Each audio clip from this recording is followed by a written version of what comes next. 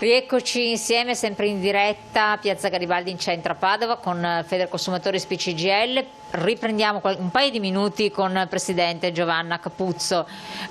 Casi pratici, che cosa vi dicono? Perché voi affrontate delle situazioni concrete, cercate di trovare delle soluzioni per le persone che vengono da voi. Sì, allora proprio purtroppo sull'onda di questi importanti rincari di cui abbiamo parlato prima, in questi ultimi periodi stiamo assistendo molti cittadini che si rivolgono a noi per purtroppo comunicazioni direi spiacevoli. Sappiamo bene che in molti casi aderire al mercato libero per alcuni utenti ha comportato ovviamente un importante risparmio per quanto riguarda il totale delle bollette. In molti casi infatti i prezzi definiti dall'autorità trimestralmente si sono verificati chiaramente più alti rispetto a quelli che nel mercato libero venivano prodotti e proposti. Purtroppo però in questo periodo anche le società del mercato libero si sono viste costrette chiaramente ad aumentare i costi della materia, sia dell'energia che del gas. In questo modo quindi anche quei contratti che addietro venivano promossi come tariffe con prezzo bloccato e che quindi potevano garantire all'utente non solo una certezza della spesa, ma comunque di potersi ritenere comunque al sicuro da qualsiasi aumento, purtroppo appunto come dicevo queste società nella maggior parte dei casi stanno inviando comunicazioni con ovviamente una variazione unilaterale che la legge ovviamente consente relativamente al contratto di fornitura di luce e di gas. Quindi questi utenti adesso purtroppo si trovano costretti a dover accettare oppure cambiare fornitore, perché anche in questo caso si troveranno ovviamente soggetti a degli aumenti ovviamente importanti. Ed un rischio il maggiore che noi stiamo verificando è che la maggior parte, o perlomeno le società che abbiamo verificato noi analizzando ovviamente le condizioni dei nuovi contratti, adesso collegano di fatto il prezzo dell'energia alle effettive fluttuazioni del mercato, quindi di fatto rendendo totalmente impossibile all'utente poter in qualche modo capire e comprendere quali potranno essere le spese che andrà ad affrontare ovviamente nei mesi successivi. Chiarissimo, aiuto ai noi. Allora, do la parola adesso che è Fulvio D'Azio. Grazie Giovanna Capuzzo, Presidente Federconsumatori, di ulteriori elementi importanti. Intanto se vogliamo anche dalla regia mettere in onda le sedi dello SPCGIL dove chiedere informazioni per qualsiasi cosa, anche per le pensioni, e poi naturalmente ricordiamo invece Federconsumatori che ha i suoi sportelli, che risponde a tutte le problematiche, non solo delle bollette ma tutti i casi legali o truffe. Non aspettate tempo ma andate subito a risolvere i vostri problemi. Conteniamo questa slide così le persone possono magari vedere i numeri telefonici. Fulvio D'Azio, la situazione nel Veneto invece, abbiamo parlato a livello nazionale, ma nel Veneto in particolare l'ente di ingrandimento cosa dice?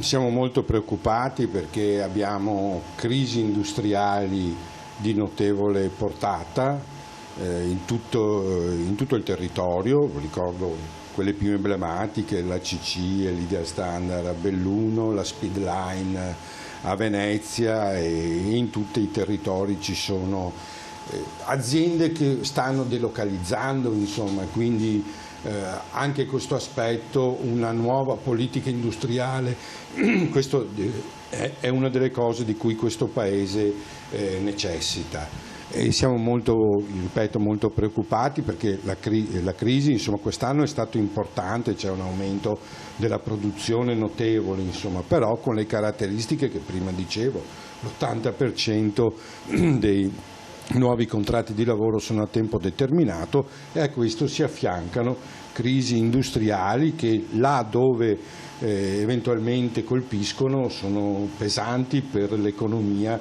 di tutto quel territorio. Analogamente per quanto riguarda le cose che prima dicevamo rispetto alla riforma, ai benefici fiscali che sono prodotti da questo governo con la manovra di bilancio. Il Veneto è una delle regioni che ha il reddito più basso. I lavoratori e le lavoratrici hanno il reddito più basso, conseguentemente anche, ma su questo ci si deve interrogare, ma questo è un aspetto di lunga data, però è un aspetto che con un costo della vita caro comunque, attenzione. Brava, perché noi siamo un territorio in cui il costo della vita è alto. È molto alto. E teniamo presente, non adesso per fare il solito ritornello dell'evasione fiscale, però i redditi più bassi, la stragrande maggioranza sono delle lavoratrici e dei lavoratori, delle pensionate e dei pensionati che come sappiamo non hanno nessuna possibilità giustamente di evadere.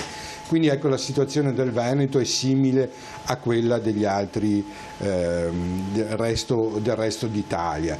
Teniamo presente che il governo aveva anche proposto, questo per dirla insomma, di bloccare l'aumento per i redditi superiori, i benefici fiscali per i redditi superiori a 70.000 euro.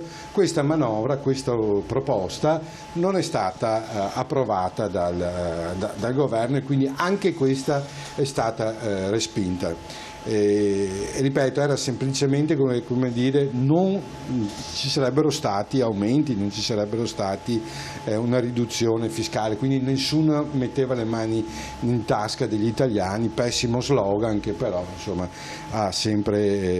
trova sempre riscontro, insomma.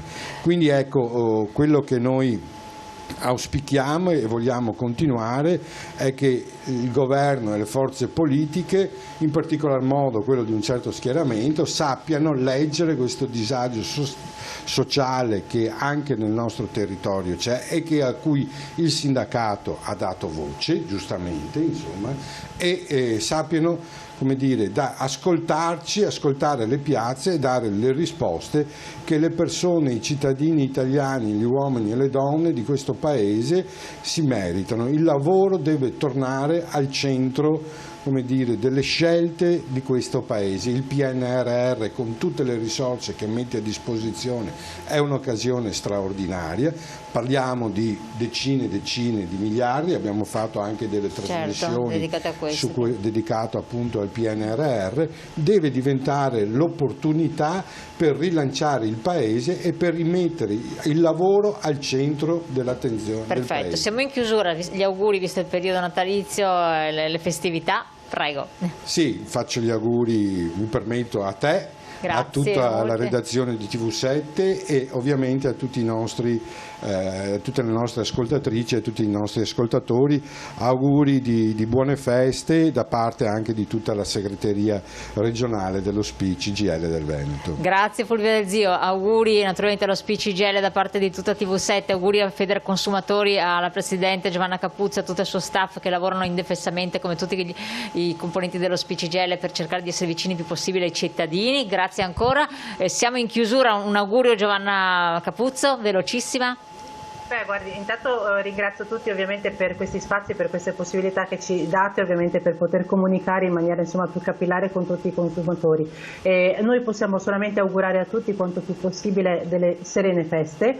Ovviamente sapete sempre che noi di Federconsumatori siamo sempre al vostro fianco per potervi aiutare e sostenere in qualsiasi difficoltà e per fornirvi ovviamente consigli, sperando ovviamente che domani sia ovviamente un domani migliore per tutti.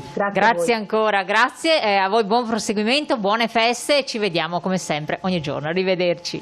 Arrivederci.